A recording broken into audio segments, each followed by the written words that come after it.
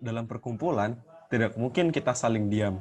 Pertukaran cerita pasti terjadi, karena itu adalah sifat alami. Assalamualaikum warahmatullahi wabarakatuh. Kami dari kelompok 7 akan menjelaskan tentang materi komunikasi dan teknologi informasi berdasarkan pemahaman yang kami dapatkan dan juga ada studi kasus yang kami diskusikan dengan kelompoknya sebagai berikut.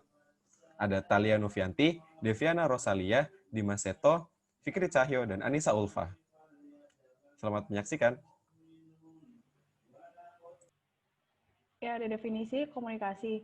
Nah, komunikasi merupakan penyampaian dan pemahaman suatu maksud. Komunikasi terjadi apabila informasi berhasil disampaikan dan dipahami oleh lawan bicara. Komunikasi dianggap baik apabila ada kesepakatan atas pesan yang dikirim kepada lawan bicara. Fungsi utama komunikasi ada 4. Yang pertama ada kontrol, kedua ada informasi, ketiga motivasi, dan keempat ada ekspresi emosional.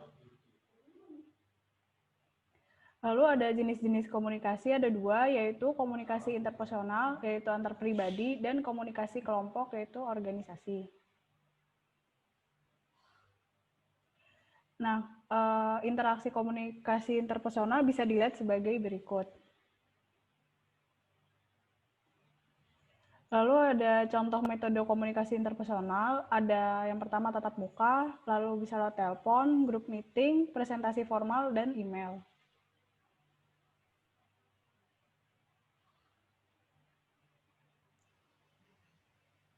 Pemilihan metode komunikasi interpersonal.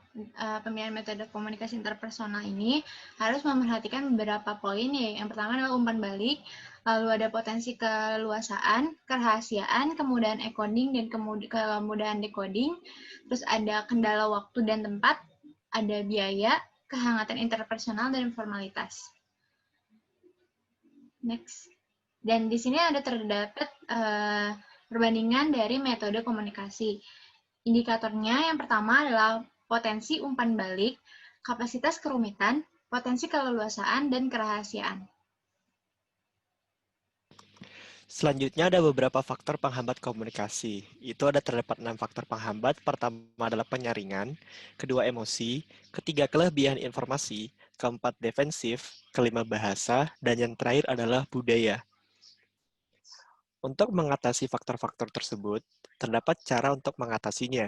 Yang pertama adalah komunikasi umpan balik, yang kedua adalah penyederhanaan bahasa dalam berkomunikasi, ketiga adalah mendengar aktif yang diperkuat dengan mengembangkan empati kepada penerima pesan, lalu ada pengontrolan emosi, dan yang terakhir adalah memperhatikan isyarat nonverbal seperti gestur, mimik, dan lain-lain.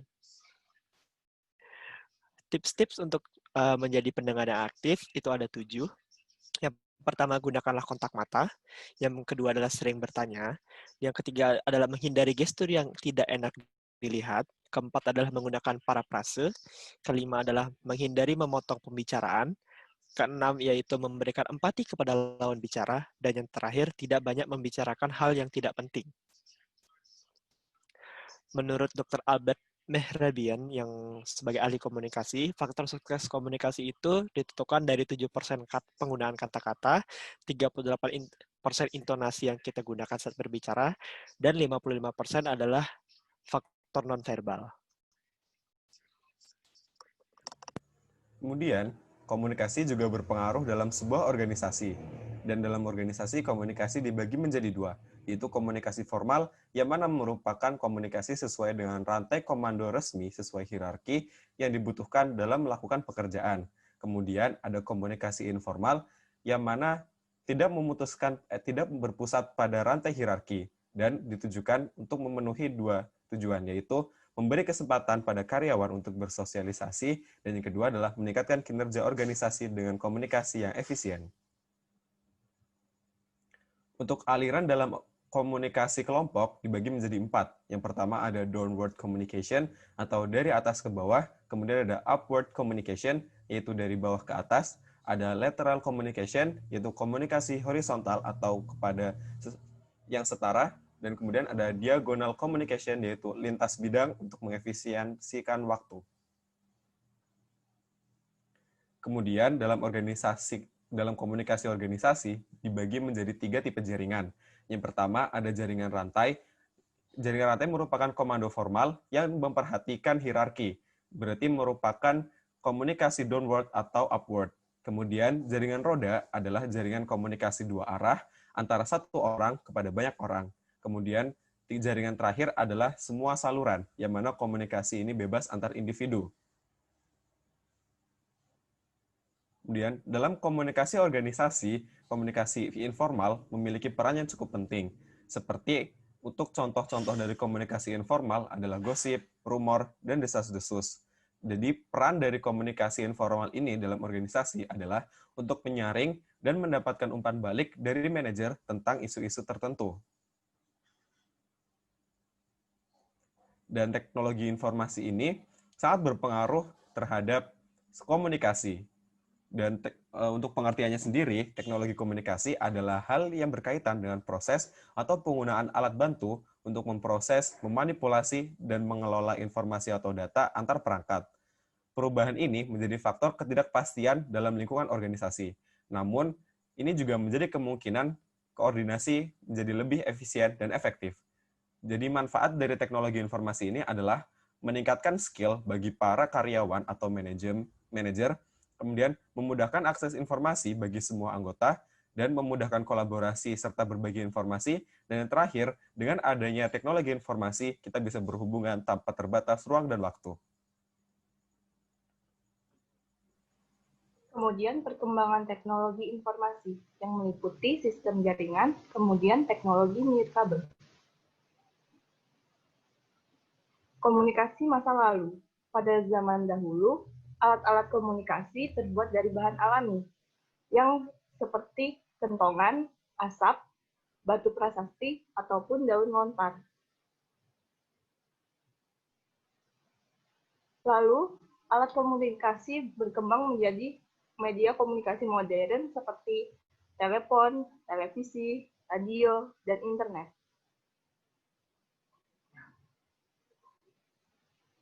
Selanjutnya, 3 komponen customer service yang meliputi konsumen itu sendiri, organisasi jasa, dan penyedia layanan individu. Komunikasi dan promosi. Dua hal ini saling berkaitan, yang mana komunikasi baik merupakan kunci suksesnya promosi, yaitu meliputi iklan, promosi penjualan, humas, penjualan pribadi, dan pemasaran langsung. A few moments later. Tadi kan kita udah ngejelasin nih tentang materi komunikasi dan teknologi informasi. Pastinya bingung gitu kan, contohnya gimana penerapannya di dunia nyata nih. Kelompok kami tuh udah berdiskusi, kami kan pengen nanya-nanya tentang BEM, terutama yang ada di IPB nih. Nah, karena kebetulan di kelompok kita ada anak BEM, bisa banget langsung kita tanya-tanyain nih. Siapa tuh yang anak BEM di kelompok kita? Siapa tuh? Tahu ya, Deviana dong. Oh, Deviana ya. Ya udah bisa banget nih. Nana mungkin bakal jadi narasumber kami untuk memberitahukan kepada teman-teman tentang penerapan komunikasi dan sistem teknologi informasi di BEM. Paling pertama, gue pengen nanya nih ke Nana nih, kan sebagai di BEM itu pernah nggak sih kayak komunikasi formal dan informal yang biasa dilakukan sama Nana pas di BEM itu kayak ngapain aja gitu? Nih, oke. Penerapan komunikasi khususnya nih yang gue tahu ada di BEM KM IPB, kita itu nerapin formal dan informal.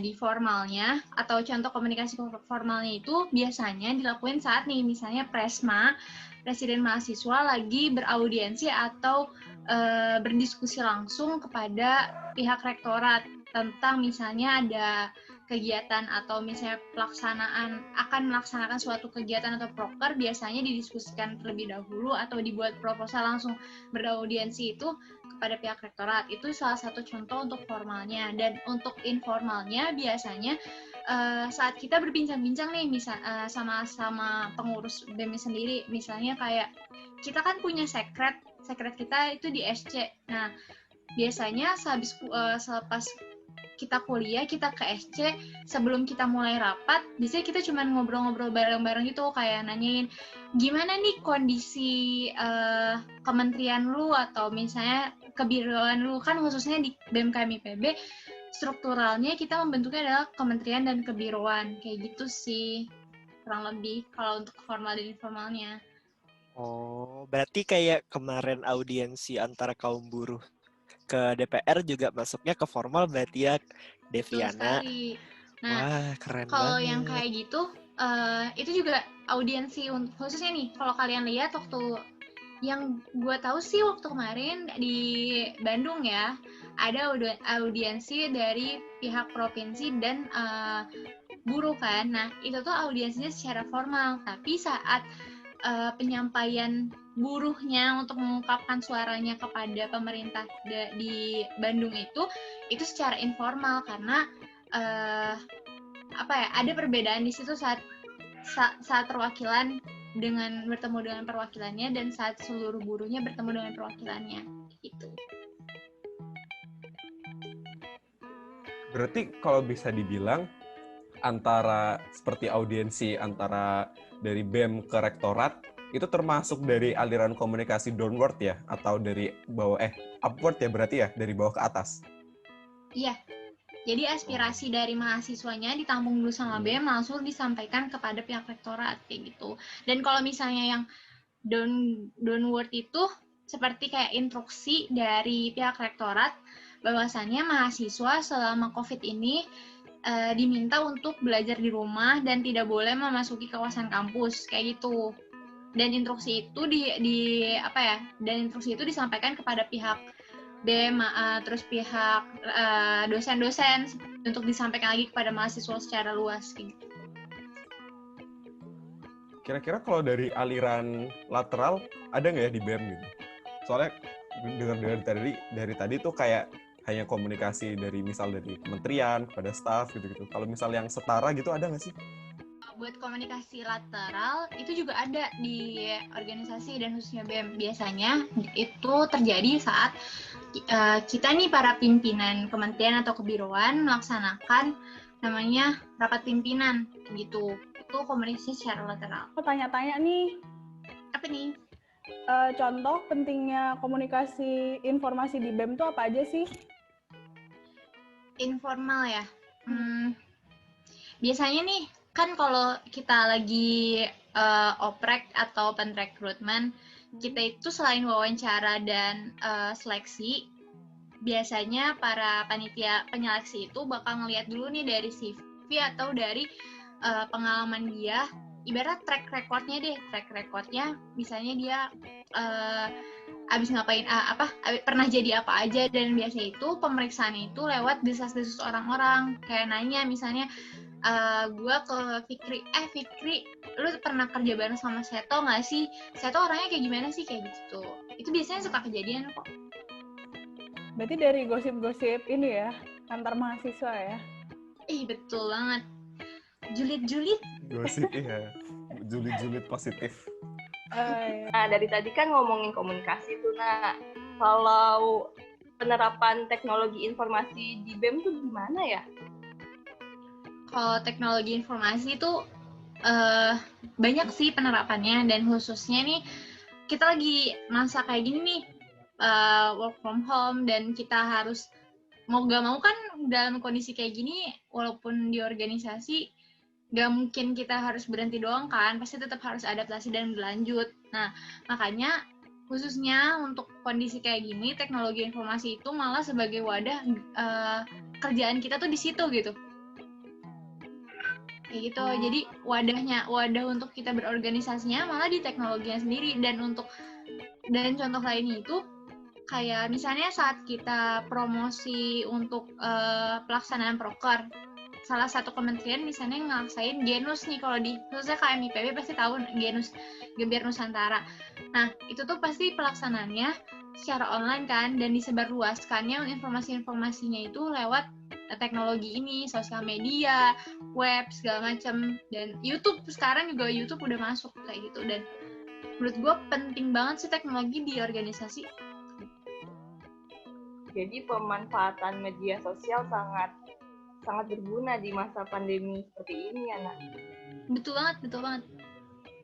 Dan kayaknya nggak cuma di BEM aja gitu, di organisasi lain pun sekarang semua beradaptasinya lewat teknologi informasi, sosial media sebagai wadahnya gitu. Apalagi ini kan kayak kita di Zoom, kita diskusi aja sekarang pakai media teknologi informasi kan, barengan di Zoom atau misalnya semuanya menggunakan teknologi informasi sekarang. Kemudian untuk komunikasi ini juga berhubungan antara kita dan penerima pesan kan. Nah, terutama dalam bentuk customer service seperti itu. Nah, kalau di BEM ini customer service-nya pasti keluarga mahasiswa kan, mulai dari mahasiswanya, dosen bahkan juga bisa gitu kan. Nah, kira-kira contoh pelayanan kepada KM IPB ini seperti apa sih, Nak, kalau di BEM? Sebetulnya banyak dan beragam ya. Nah, cuman kan tadi kan gue sebentar udah ngejelasin kalau khususnya di BMKM kita bentuk strukturalnya itu kementerian dan kebiroan.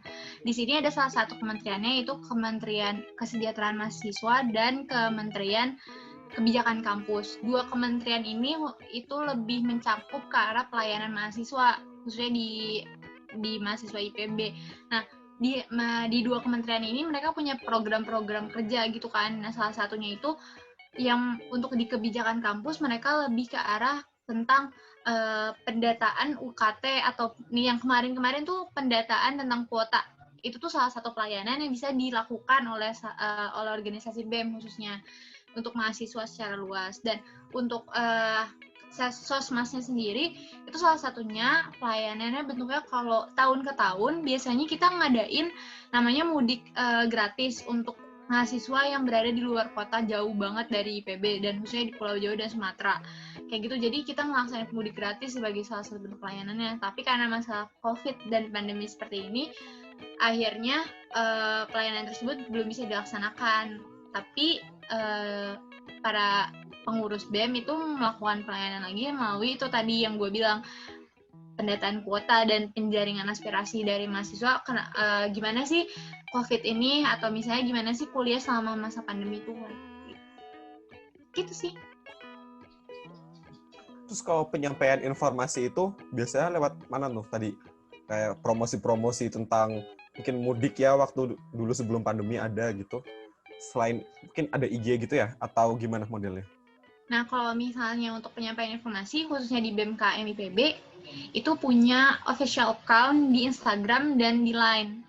Di YouTube dan di Twitter juga ada. Pokoknya sosial media itu mencakup seluruhnya media informasi dari BEM IPB. Dan banyak sih kalau menurut gue cara promosinya itu, apalagi sekarang nih zamannya TikTok kan. Nah, itu tuh beberapa program kerja itu dipromosikannya lewat situ untuk menarik atensi publik, untuk menarik perhatian mereka biar ikutan nih walaupun lagi pandemi kayak gini, walaupun lagi kita dari rumah masing-masing tetap menarik acaranya kayak gitu sih. Itu kurang lebih. Tapi sosial media sebagai saran utama sih khusus sekarang ya. Kayaknya kita udah gak ada pertanyaan lagi ya kepada narasumber kita ya. Lebih tepatnya udah jadi tergambar sih gimana penerapan dari komunikasi dan teknologi informasi ini, terutama di organisasi yang dekat sama kita, yaitu BEM. Benar sekali. Yeay. Itu sih paling dari gua untuk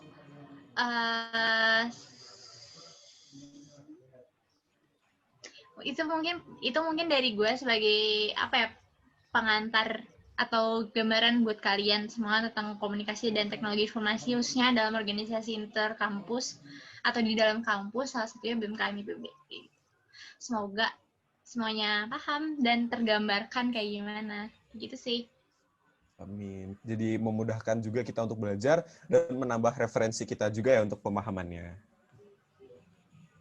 Oke, itu sekian dari kami, hasil diskusi dan juga sedikit penerangan materi. Semoga bisa bermanfaat bagi kita semuanya dan akan dimudahkan dalam segala urusannya dan perkuliahannya. Dan selamat UTS. Wassalamualaikum warahmatullahi wabarakatuh. Assalamualaikum warahmatullahi wabarakatuh.